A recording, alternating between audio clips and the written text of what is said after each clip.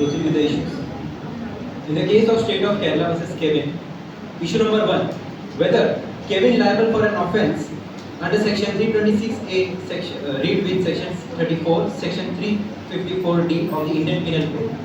Here in this case, it is firmly established based upon the legal principle and evidently substantial. Firstly, regarding common intention under section 34, it's crucial to recognize that a prior meeting of minds and a shared intent was there and necessary.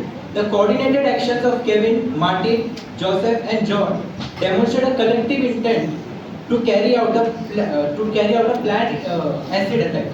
Here, moreover, to the doctrine of constructive liability applies to Kevin's involvement in the acid attack case under section 326A, despite and harm Kevin actively participated in the conspiracy to employ acid. Martin's act of hurting acid at Jessica is concerned with a collective liability. In Ruchila Nagappa versus State of Andhra Pradesh 2006, it mentions that in the decision itself there was an intention to cause death is to be gathered from several circumstances, and one of the circumstances mentioned in this para. The weapon was carried by the accused or was picked from the spot. If it was carried by the accused right from the beginning, here it says that there may be a circumstances to inflict that there was an intention to cause harm if it was used for attacking the victim or a vital part of the body. Additionally, Kevin's pursuits of Jessica constitutes stalking under section 354D.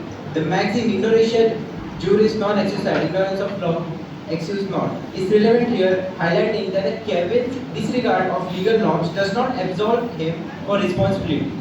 His continued attempts to establish contact with Jessica through various means, including shadowing her to the tuition classes, demonstrate a conscious floating of the law. Furthermore, the circumstantial evidences, including the testimonial deposition, eyewitness accounts, support Kevin's culpability. Here, res ipsa liquidator, the thing for itself underscores the compelling nature of the evidence indicating Kevin's offensive discharge. Upholding Kevin's liability will serve as a deterrent against similar crimes and ensuring justice for the victim of Jessica. Moving forward to the issue number 2, whether the High Court error in acquitting the accused Kevin. The appellant strongly disagrees with the High Court decision to let Kevin go free. Here, he had a shared intention with all those three accused too. The belief this shared intention is evident from the carefully planned.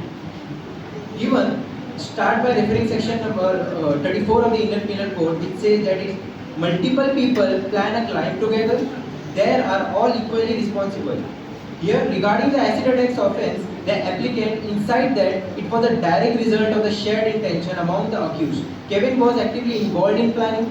Secondly, carrying out the attack. Even the Kevin has not committed a offence, here Martin has committed, and due to the joint liability 326, read with section 34, it applicables to the Kevin's too. Here, respondents talk about the love and affection, serious love, and the serious question arises here. When the moment the Jessica was lying on the road in the pain, where was that love affection? Here, it concluding, the appellant also brings up the conception of constructive liability, which means that if somebody helps plan a crime, there is just a guilty of the person who actually commits it. Furthermore, the applicants highlight Jessica's immediate statement implicating Kevin and his friend during the acid attack. According to the res gestator principle, statement made at the time of an event can be used as evidence. In concluding, the appellant argues that the High Court made a big mistake for not recognizing the shared intention about the accused by ignoring the interconnections of their actions. The court failed to uphold justice accountability, section 326, read with section 34 IPC, thereby correcting the High Court's oversight and ensuring justice for Jessica. The further issue will be dealt with the co-counsel. Permission to start the argument, my lordship. My lordship, coming back, lordship is already well versed with the facts of the case. Lordship, just to give a background, there is one research paper submitted here.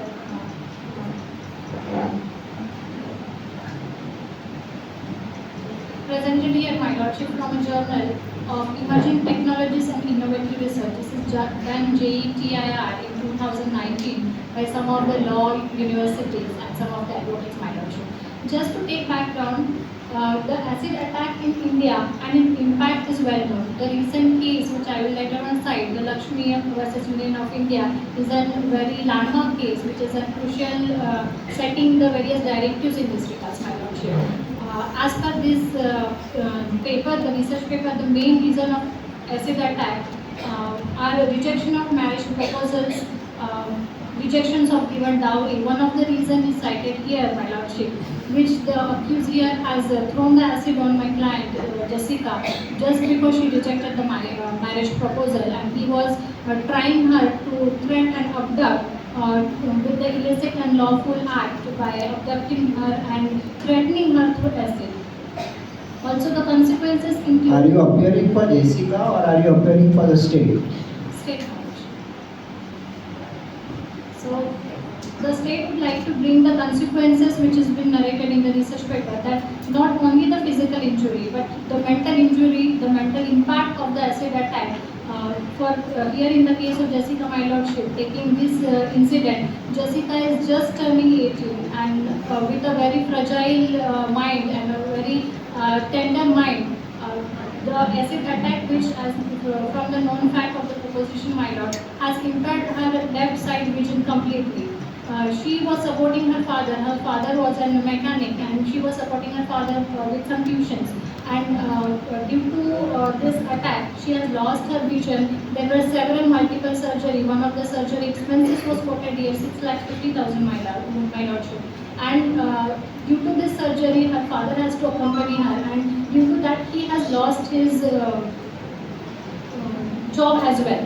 So the question supporting my co-counsel's argument that whether High Court has done any error in acquitting the respondent, that is Kevin and others. So yes, my lordship, I again affirm on that. What has state done to compensate or to help the victim? My lordship, the state has requested, the session court has asked the victim to give 2 lakhs rupees. However, seeing the expenses of the injury of the victim, state has requested or appealed, my lordship, the compensation from the victim, more compensation from the victim, that is 3,50,000 rupees, as well as from the state legal authority, my lordship, the compensation as applicable. State has requested that compensation, my lordship. State is going to pay anything from their coffers? So, as applicable, as per the committee of the state legal authority, my lordship, the state will be paying compensation for the victim, because victim has not only lost her beauty, she has suffered throughout the life, because her career is on the stake now, her marriage, her full life is on the stake, my lordship, now. So to support that, state has appealed for the state legal authority as well for the funds, my lordship. So the issue which I am highlighting further to this is whether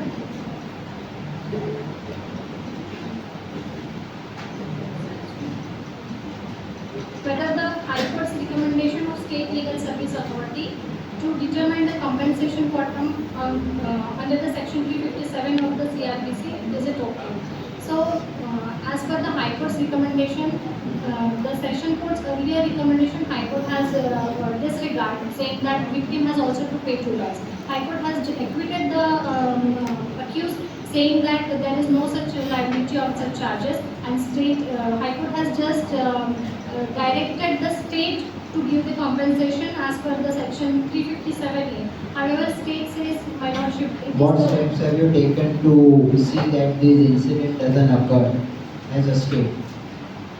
Sir, referring again to the case of Lakshmi versus Union of India, the directive which has been led by the Supreme Court, my lordship, those have been taken consideration by the state for the medical expenses, and as well as in the same directive, it is now given that only the licensed person will get the such hazardous or such injurious acids or relevant things which are composed of the acid.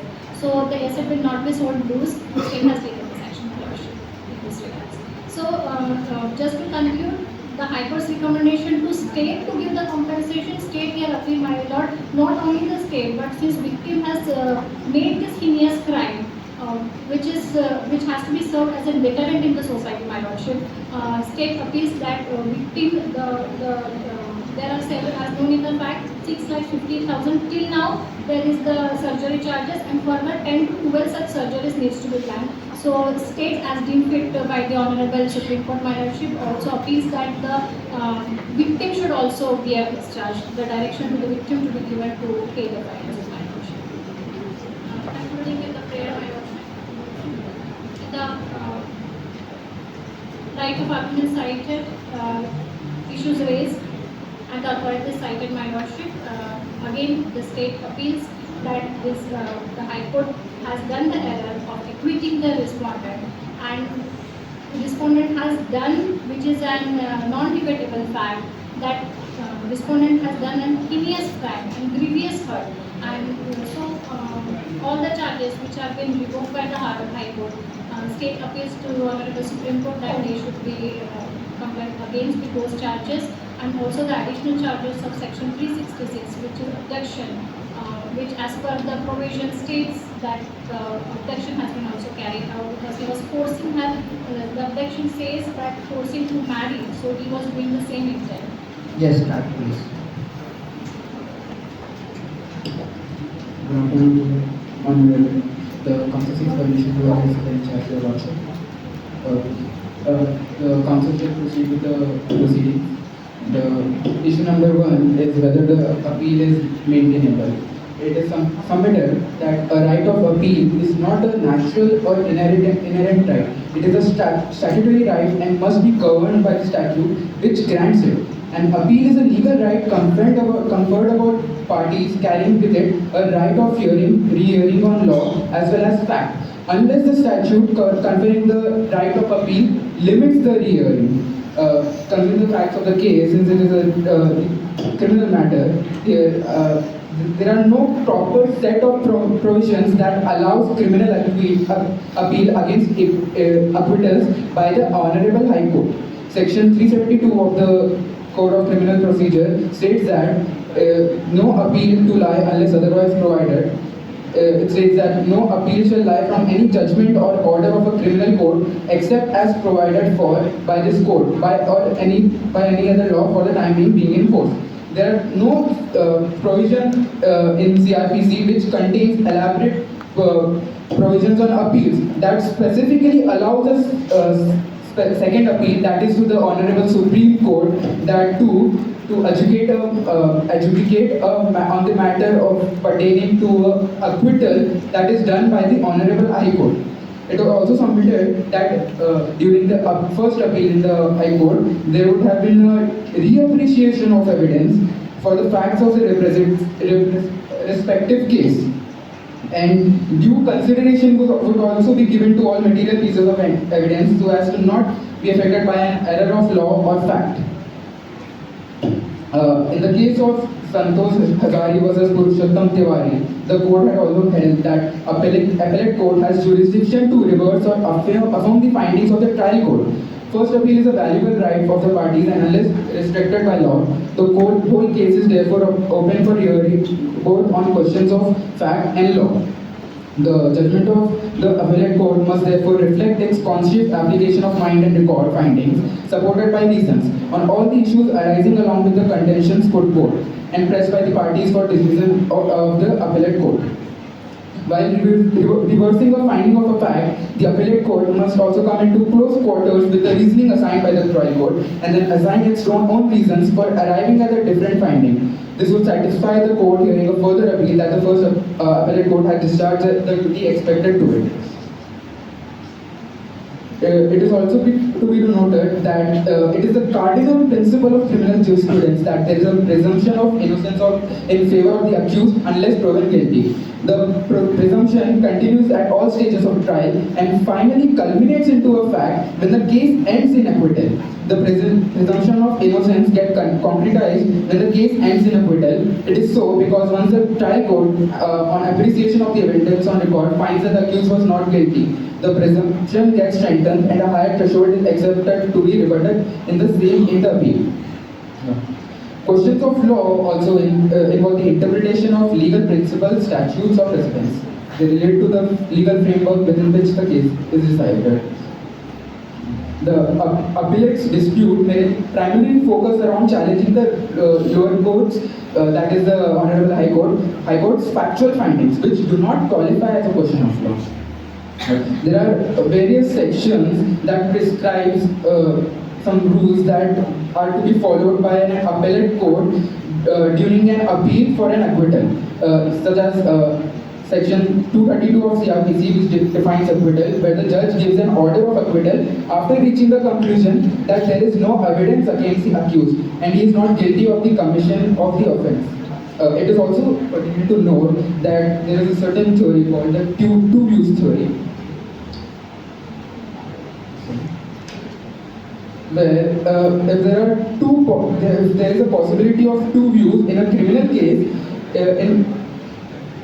in the appeal, it comes into when the appreciation of evidence results into two equally plausible views. When that happens, if a possible view is in the favor of the accused, then that certain possible would be taken in submission.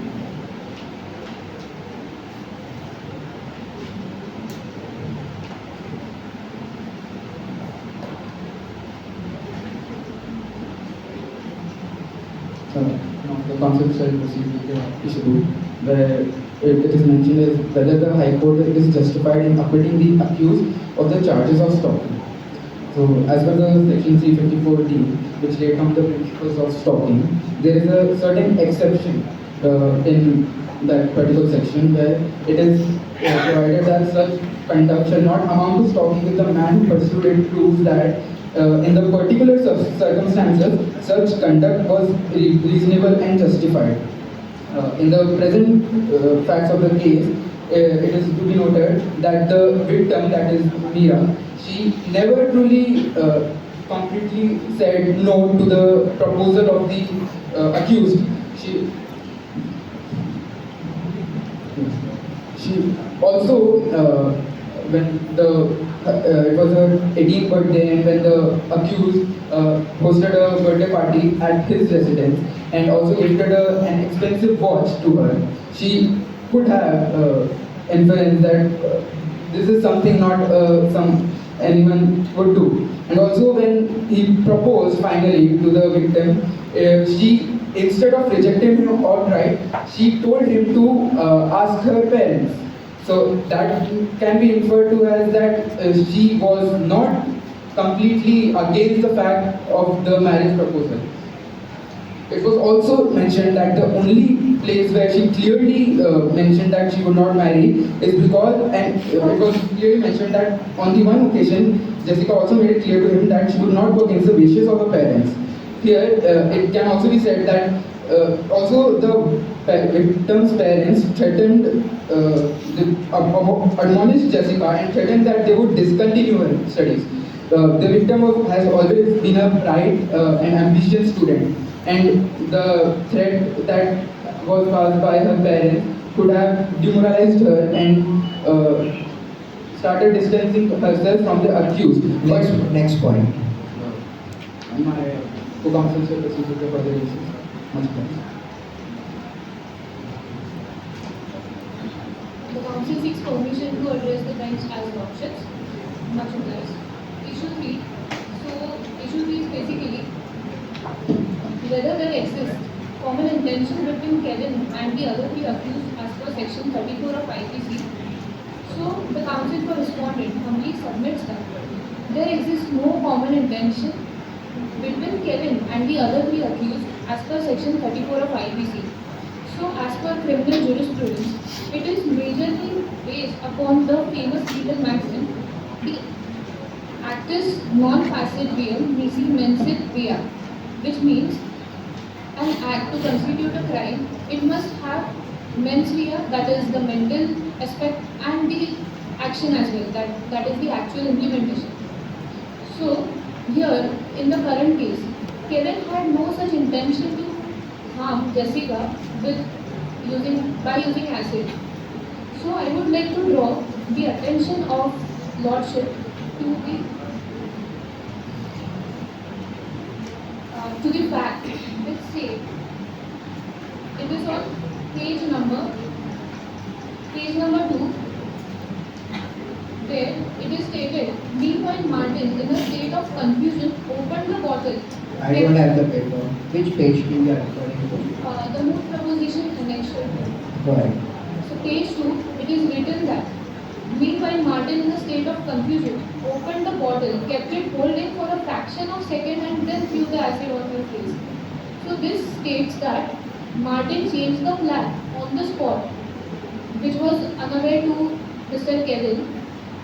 As per plan, they weren't supposed to use the acid. That's what Kevin stated, that you cannot harm Jessica because it will be bad. But Martin here waited for a second. He thought of it and then threw the acid. So it is completely his and only his plan. And here Kevin has to do nothing with it. So Kevin has no mental element, that is mens rea, for harming Jessica. Or he doesn't even have actus reus point because he did not throw the acid. So there is no such offense for Kevin. And it would be very prejudicial to convict any person of a crime when there are no actual substance which proves that he actually is involved in all these crimes.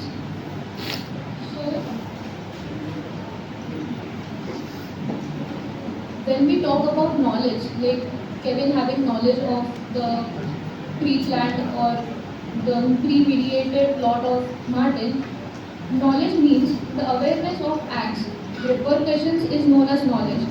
So here, Kevin was not aware of the repercussions because Martin had promised that yes, I won't use the acid. So Kevin was assuming that he won't use the acid. And it is also stated that the bottle of acid were found as evidence which were present at the accused's home, that is Kevin's home. So it is stated that just because it is in the possession of the respondent, it doesn't mean that he actually owns it or he has used it. So it was stated in the case of Shahjahan Ismail Mohammed Sheikh versus State of Maharashtra that discovery of a weapon at the instance of the accused by itself does not prove that he had concealed or used it.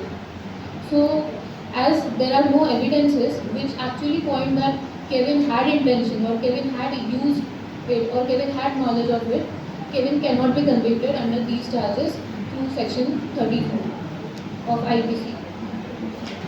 So nextly, talking about issue 4, which is by appealing the case for consideration of enhancement of compensation after the acquittal, is it promoting undue extraction of money from the accused?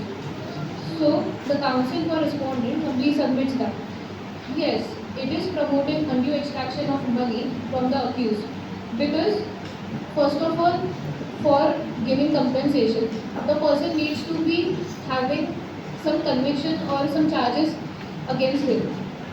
But here, the charges hadn't been proved, or even there are no evidences which prove that Kevin is actually guilty. So he need not pay the compensation. Plus, he has already paid 2 lakhs rupees to Miss Jessica for her medical treatment and etc. So that is quite reasonable for a man to do in any case which is like of acid attack. But if you are not guilty, why did you pay 2 lakh rupees? The losses have incurred, that is an undeniable fact. And indirectly, Kevin is related to the matter because other accused persons, which are Martin, Joseph and John, they are absconded. There is no such way which can compensate the victim. So it is, and somewhere when Kevin stated that he loves Jessica. Next point.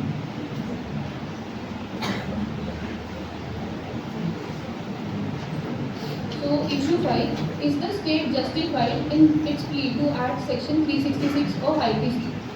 So So, the Council for Respondent most humbly submits that the Honorable High Court, Honorable Supreme Court should not add like section 366 of IPC at this stage because it will be prejudicial for all the processes which happened till now. And even the Honorable High Court, which has inherent powers to add any kind of sections, it has suo motu powers to add any charges which are appropriate for the cases.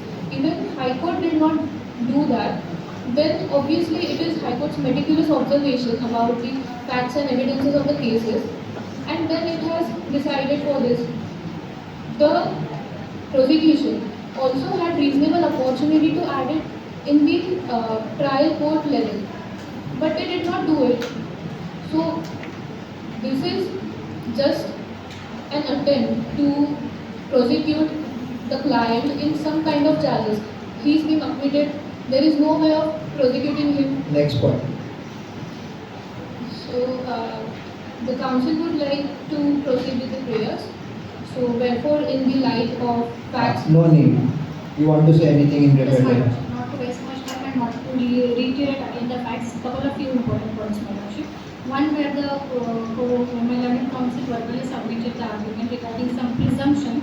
So taking the difference of the section 114 of the Evidence Act, my lordship, the presumption, the court may presume something which is apart from some natural course of the action. Here, reading with the section 34, which they were arguing, saying the presumption, the Kevin's intention is already proved as they already accepted, paid the fine, saying that the Kevin is a part, that is an undeniable fact. The statement of the my respondent counsel, my lordship, that it is undeniable fact that Kevin is a part of this issue, so they have accepted this already, my lordship. Second thing, they talked about the stalking, that giving the exception that 354D 3 subsection 3 saying that there is no reasonable ground, that the accused has acted as per the reasonable ground. But State Council, my lordship, we would like to bring to notice that throwing an acid is not a reasonable ground, or stalking the Jessica, the girl, is not a reasonable ground to get her convincing to the marriage, my lordship. Also, last, my lordship, the acid attack here affects the fundamental right of, as per Article 21 of the Constitution, of the living of an individual, right of living, and that right of living is not only just the living, it is right to live healthy with the dignity with everything, my lordship. And just to conclude, my lordship, in the verbal submission, the council also questioned regarding the appeal is not maintainable here, my lordship. As per the Article 136, the appeal is maintainable, of course, in this Honorable Supreme Court. And if they are saying the appeal is not maintainable, then I question on the merit of the case, my lordship. Thank you. Thank you.